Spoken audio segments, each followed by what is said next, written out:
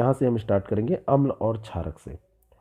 अम्ल और क्षारक के अंतर्गत हमको यहाँ पे पढ़ना है कि अम्ल और क्षारक होते क्या हैं और फिर इनकी पहचान कैसे करें। आप देखते हैं बहुत सारी चीज़ें जब आप खाते हैं तो खट्टे लगते हैं, जैसे दही है, नींबू है, संतरा है, सिरका है। तो इन पदार्थों का स्वाद जो खट्टा होता है उसका कारण है अम्ल होना, ठीक है ना। अम्ल के कारण खट्टा होता है। और ऐसे पदार्थों की रासायनिक प्रकृति क्या होती है? अम्लीय होती है। एसिड बोलते हैं इसको, और इनकी जो प्रकृति होती है वो एसिडिक होती है। ये आप जान गए। एसिड शब्द की उत्पत्ति लैटिन शब्द एसियर से हुई है, जिसका अर्थ क्या है? खट्टा। एसियर माने खट्टा, उससे एसिड बना है। और इन पदार्थों के पाए जाने वाले अम्ल प्राकृतिक अम्ल होते हैं, क्योंकि ये प्रकृति में पाए जाने वाले पदार्थ हैं, तो इनको कहीं बनाया तो गया नहीं है, ह्यूमन मेड तो है नहीं, तो ये प्राकृतिक है। खाने का सोडा, बेकिंग सोडा जो है, कैसा होता है? क्या इसका स्वाद भी खट्टा होता है? यदि नहीं तो इसका स्वाद कैसा है? क्योंकि इसका स्वाद खट्टा नहीं है, जिसका मतलब है कि ये अम्ल नहीं है। ये उदाहरण देखिए समझा रहे हैं, और यहाँ पे कोई मतलब नहीं है। अब ऐसे पदार्थ जिनका स्वाद कड़वा होता है, जो स्पर्श करने पर साबुन जैसे लगते हैं, उन्हें क्षारक कहा जाता है। और इन पदार्थों की प्रकृति क्या होती है? क्षारकीय होती है। यह आपको पता हो गया, खट्टा और कड़वा। आगे हम बढ़ें तो अब देखेंगे हम कि चखकर हम कैसे जान पाते हैं। तो ये जबान में हमारे जो चीज़ें खट्टा और कड़वा का अनुभूति कराती हैं, वैसे ही हम उनको जान जाएंगे। कोई पदार्थ अम्लीय है या क्षारकीय है, इसका परीक्षण करने के लिए विशेष प्रकार के पदार्थों का उपयोग भी हम करते हैं। एक तो ये हो गया कि चक्के, लेकिन हो सकता है कि वो चखने पे वो नुकसान कर जाए हमको, जहर हो उसमें, या ऐसा है कि हम उसको चख नहीं सकते, तब कैसे जानेंगे? तो कुछ ऐसे पदार्थ हैं प्रकृति में उपलब्ध हैं कि उनके जरिए हम पहचान सकते हैं कि ये अम्लीय है कि क्षारीय है। तो ऐसे जो पदार्थ हैं उनको इंडिकेटर या सूचक कहते हैं, जो इसकी पहचान करवाते हैं। सूचकों को जब अम्लीय अथवा क्षारीय पदार्थों के विलयन में मिलाया जाता है तो उनका रंग बदल जाता है। यानी कि जो ये रंग में परिवर्तन होता है, रंग में परिवर्तन के फलस्वरूप हम जान पाते हैं कि कौन सा पदार्थ अम्लीय है और कौन सा क्षारीय है। तो आधार क्या है? रंग में परिवर्तन। तो ये कौन से पदार्थ हैं? ये प्रश्न आपसे पूछा जाएगा कि ऐसे कौन कौन से सूचक पदार्थ हैं जिनको अम्लीय और क्षारीय पता लगाने के लिए उपयोग किया जाता है। तो हल्दी है, लिटमस का नाम आपने सुना होगा, गुड़हल की पंखुड़ी, गुड़हल का जो फूल होता है, और भी कुछ पदार्थ हैं। तो ये याद रखिएगा, ध्यान रखिएगा। अब देखिए यहाँ पर ये जो इन्फॉर्मेशन दी है, क्या आप जानते हैं ये इन्फॉर्मेशन बहुत ही इंपॉर्टेंट है, यहाँ से प्रश्न पूछे जाते हैं, ठीक है। तो देखिए, एसिटिक अम्ल, तो सिरका में एसिटिक अम्ल होता है, चींटी के डंक में फार्मिक अम्ल होता है। सीधा प्रश्न। नींबू के कुल के जो पौधे हैं, सिट्रस फल जिनको कहते हैं, जैसे नींबू है, संतरा है, मौसमी है, ये सब, तो ये साइट्रिक अम्ल होता है। बिल्कुल ऐसे रट लीजिए, नोटबुक में आप अपना इसको सही से मार्क करके नोट कर लीजिए। दही में लैक्टिक अम्ल होता है, दूध दही से संबंधित जो चीज़ें होंगी वो लैक्टिक, याद रखिएगा। और पालक में ऑक्जेलिक होता है। आंवला, सिट्रस फल जो और भी होते हैं, जैसे आंवला है और जो सिट्रस फल होते हैं, उसमें विटामिन सी होता है, जिसको एस्कॉर्बिक अम्ल के नाम से जानते हैं, एस्कॉर्बिक अम्ल। और ऐसे इमली, अंगूर और कच्चे आम में टार्टरिक अम्ल होता है। टार्टरी, जैसे आप सुनते हैं ना कि जब आप चाट की दुकानों पे जाते हैं तो टार्टरी का उपयोग वो लोग करते हैं, मतलब वो केमिकल के तौर पर ऐसा कुछ बनाया जाता है जिसे ज़रा सा डालते हैं खट्टा हो जाता है।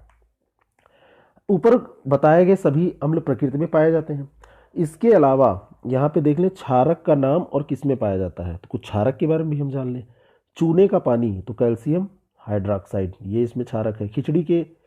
खिड़की के कांच आदि साफ करने के लिए जो उपयुक्त मार्जक है जिससे हम सफाई करते हैं, उसमें अमोनियम हाइड्रोक्साइड पाया जाता है। चूने में कैल्शियम, जैसे आप कोलिन यूज करते हैं तो उसमें अमोनियम हाइड्रोक्साइड। साबुन में सोडियम हाइड्रोक्साइड, पोटेशियम हाइड्रोक्साइड, याद रखिएगा।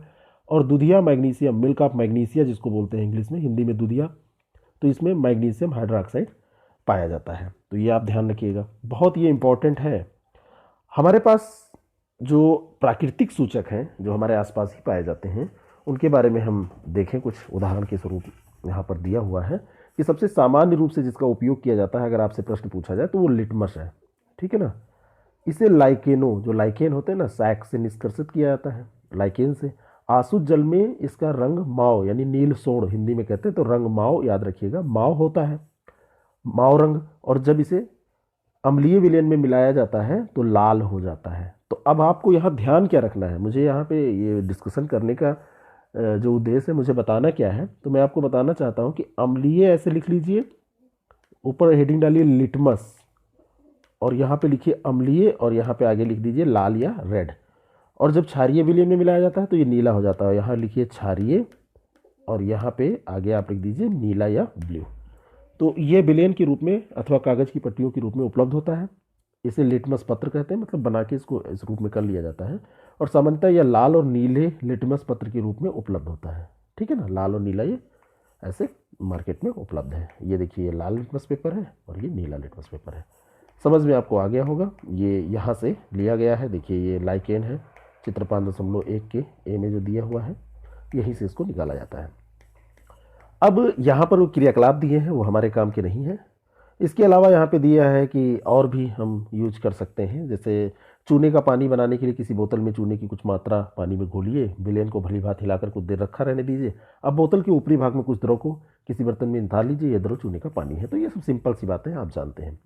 अब यहाँ पर हम देखें तो ऐसे विलेन जो लाल अथवा नीले लिटमस पत्र के रंग को परिवर्तित नहीं करते, ये इंपॉर्टेंट कंसेप्ट है। अगर आपसे पूछा जाए कि ऐसे विलेन जो नीले अथवा लाल लिटमस पत्र के रंग को परिवर्तित नहीं करते, उन्हें क्या कहते हैं, तो ये उदासीन हो जाएंगे, क्योंकि न ये अम्लीय है न क्षारकीय है। ऐसे पदार्थ ना तो अम्लीय होते हैं और न क्षारकीय, यानी कि जो ना एसिडिक होगा और ना बेस होगा, तो वो क्या हो जाएगा, वो उदासीन हो जाएगा, है ना। जैसे जो ना हंस रहा है ना रो रहा है, उदासीन है, उसी टाइप का आप समझ लीजिए इसको। हल्दी एक प्राकृतिक सूचक है, ये भी आपको जानना चाहिए। तो अगर आपसे कहा जाए हल्दी प्राकृतिक सूचक है, तो आप कहेंगे यस है। यहाँ पे एक उदाहरण दिया हुआ है, आप इसको देख लीजिएगा। लेकिन यहाँ पर एक चीज़ इंपॉर्टेंट है कि जब आप कभी कपड़े में आपके हल्दी लग जाती है, आप देखिए और उसको साबुन से आप धुलते हैं, तो वो पीला कलर लाल कलर में परिवर्तित हो जाता है। तो ऐसी क्रिया होती है कि वो लाल परिवर्तित हो जाता है लाल में। तो यहाँ पर देखिए, ये दिया हुआ है, माता जी से जो कह रहे हैं जन्मदिन पर ये पेस्ट बनाइए कि लाल हो जाए। तो इसमें कुछ पढ़ लेते हैं, हो सकता है काम की चीज़ निकल आए। देखिए, कह रहे हैं कि आप अपनी माता जी से जन्मदिन पर उनके विशेष बधाई पत्र बना सकते हैं। उनके लिए सफ़ेद कागज़ की सीट पर हल्दी का पेस्ट लगाइए और उसे सुखा लीजिए, और रुई के फाहे की सहायता से इस पर चूने के पानी के एक खूबसूरत फूल बनाइए। आपको एक सुंदर बधाई पत्र मिल जाएगा। तो ये रेड कलर का हो जाएगा इसमें मिलने पे, ठीक है ना। यहाँ पे देखिए दिए हैं कि अब मुझे समझ में आ गया कि मेरी इस कमीज पर पड़ा हल्दी का दाग साबुन से धोने पर लाल क्यों हो गया। ऐसा इसलिए होता है क्योंकि साबुन का विलयन क्या होता है, क्षारकीय होता है। साबुन का विलयन क्षारकीय होता है, हल्दी में मिला तो वो रेड कलर का हो गया। ये कारण आपको पता चल गया। आगे हम बात करते हैं। यहाँ पे देखिए, ये दिया हुआ है, सूचक के रूप में गुड़हल के पुष्प का भी प्रयोग हम करते हैं। कैसे करते हैं, गुड़हल के पुष्प की कुछ पंखुड़ियाँ ले लेते हैं, उसे थोड़ा गर्म करके पानी को उसमें मिला देते हैं, मिश्रण कुछ देर तक रखे रहते हैं, जब जल रंगीन ना हो जाए तब तक। और रंगीन जल को सूचक के रूप में उपयोग कीजिए। इस सूचक की 5-5 बूंदें, यहाँ पे देखिए ये 5.4 की जो सारणी दी हुई है, इसमें ऐसे डालना है। शैम्पू में पहले क्या रंग होगा देखना है, फिर अंतिम। तो ये सब आप मत कीजिएगा, इतना कोई मतलब नहीं, बस सूचक के रूप में प्रयोग होता है, ये आपको जानना है। यहाँ पे देखिए ये क्या लिखा है कि जब मैं शुष्क लिटमस पत्र खाने के सोडे के ठोस कण इसमें रखता हूँ तो मुझे सही परिणाम नहीं मिलते। क्यों? क्योंकि खाने के सोडे का विलयन बनाकर इसको परीक्षण करने के कह रहे हैं, तो ठोस प्रमाण नहीं मिलता है। इतना प्रयोग आप मत करिए, कुल मिला के इसको छोड़ दीजिए। तो यहाँ पर ये देखिए और दिया हुआ है, गुड़हल का पुष्प और उससे तैयार किए गए सूचक। ये सब आपको कोई काम का नहीं है। आगे देखिए यहाँ पर ये कि ये कविता दी हुई, काफ़ी का रंग है भूरा और स्वाद है कड़वा, अम्ल है या है क्षार, प्रश्न बड़ा ही है दुश्वार, स्वाद के कारण अनजान, बिना परीक्षण होना ज्ञान। ऐसी पहेली भी दी हुई है। तो आपको यहाँ से कुछ चीज़ें सीख लेनी चाहिए कि कैसे कैसे अम्ल है कि क्षार है, ज़रा बताइएगा इसको। आगे यहाँ पर जो काम की चीज़ दी है कि उदासीन जो अभी हमने पढ़ा था, न अम्ल न क्षार, तो उदासीनीकरण कैसे। तो अम्ल नीले लिटमस को लाल कर देता है। हमने अभी पढ़ा था कि अम्ल में आपको क्या लिखना है, अम्ल नीले को लाल करता है, नीले को, है ना। और क्षारक लाल को नीला करता है। क्षारक में याद रखिएगा कि लाल को क्या कर देता है, नीला। मतलब ये विपरीत होता है, ये ध्यान रखिएगा। और क्या करता है ये आप नोट कर लीजिए, यही प्रश्न पूछा जाएगा। अब किसी अम्ल को किसी क्षारक में मिलाया जाए तो क्या होगा, एक अम्ल है और एक क्षारक, इसको मिला दिया जाए तो क्या होगा। तो यहाँ पर यह होगा कि जैसे एक सूचक अब हम यहाँ पे प्रयोग करेंगे, वो है फिनाल्थेलिन। फिनाल्थेलिन, इसका उपयोग अभी तक हमने नहीं किया है इस चैप्टर में। इसमें ये कह रहे हैं कि किसी परखनली में 1/4 भाग को तनहाइड्रिकम, ये सब करना है। तो इसको आगे हम इसका रिजल्ट देख लेते हैं कि होगा क्या वास्तव में। तो यहाँ पर होगा ये कि जब विलयन क्षारकीय होता है तो ये आपको रिजल्ट से मतलब है। तो फिनाल्फथेलीन गुलाबी रंग देता है, ध्यान रखिएगा। फिनाल्फथेलीन के कंडीशन में अगर आपसे पूछा जाए तो विलयन जब क्षारकीय होगा तो ये गुलाबी रंग देगा, इसके विपरीत जब विलयन अम्लीय होगा तो ये रंगहीन रहता है। जब किसी अम्लीय विलयन में क्षारकीय विलयन मिलाया जाता है तो दोनों विलयन एक दूसरे के प्रभाव से उदासीन हो जाते हैं।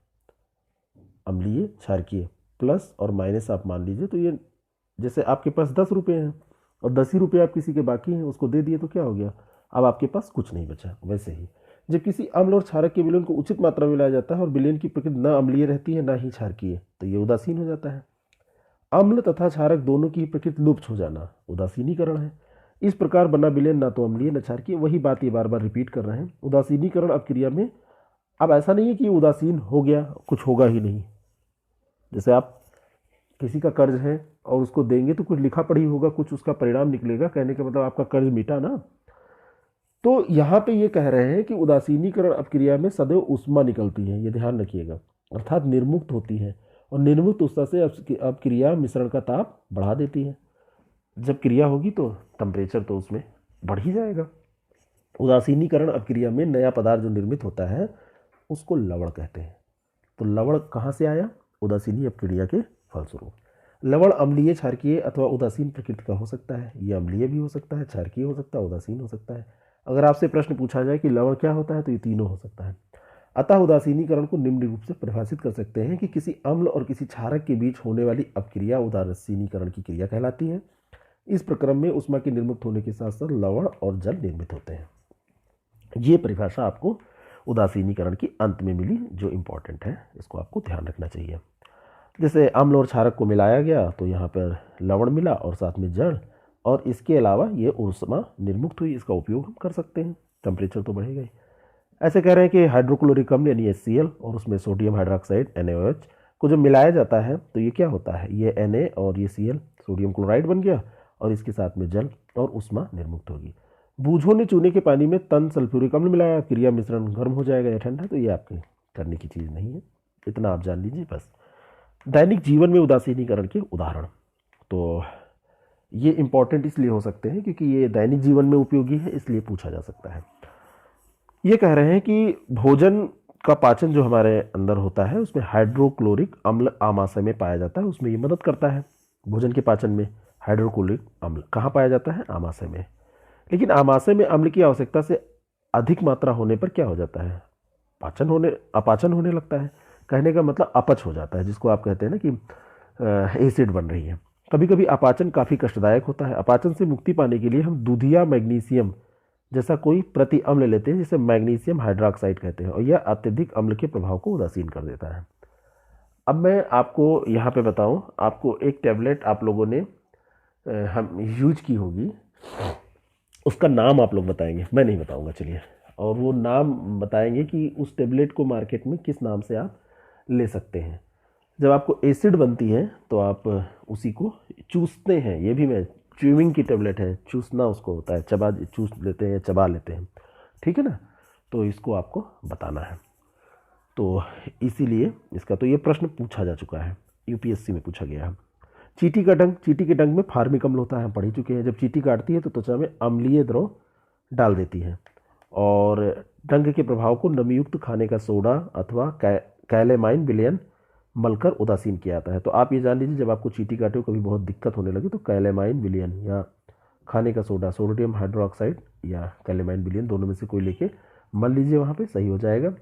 जिसमें जिंक कार्बोनेट होता है, ठीक है, जो ये सही करता है। मृदा उपचार हम देखें, आजकल देख रहे हैं आप ना, जनसंख्या बढ़ती जा रही है, खाद्यान्न की मांग बढ़ती जा रही है। ऐसे में उत्पादन ज़्यादा देने के लिए उर्वरकों का प्रयोग खूब ज़्यादा हो रहा है। जब ज़्यादा उर्वरकों का प्रयोग होता है तो मृदा अत्यधिक अम्लीय या अत्यधिक क्षारीय हो जाती है। अब जैसी उर्वरक का प्रयोग होगा वैसा प्रभाव पड़ेगा, वैसी प्रकृति हो जाएगी। जब मृदा अम्लीय होती है तो उसमें बुझा हुआ चूना मिलाया जाता है, ये प्रश्न पूछा जा चुका है। जब अत्यधिक अम्लीय हो जाएगी तो आप लिखिए अम्लीय और बुझा हुआ चूना, या आप ऐसे अंडरलाइन के लिए, जैसे भी आपको याद करना है, इसको समझ लेना है। तो बुझा हुआ चूना यानी कैल्शियम ऑक्साइड अथवा बुझा हुआ चूना कैल्शियम हाइड्रोक्साइड, ये दोनों रूप हैं, इनको मिला के ये क्षारक है, इनसे उपचारित कर दिया जाता है। क्योंकि अम्लीय हो गई है तो क्षारक का प्रयोग करेंगे, निश्चित बात है। ज़्यादा अम्लीय है तो उसका एंटी क्या है, क्षारक है।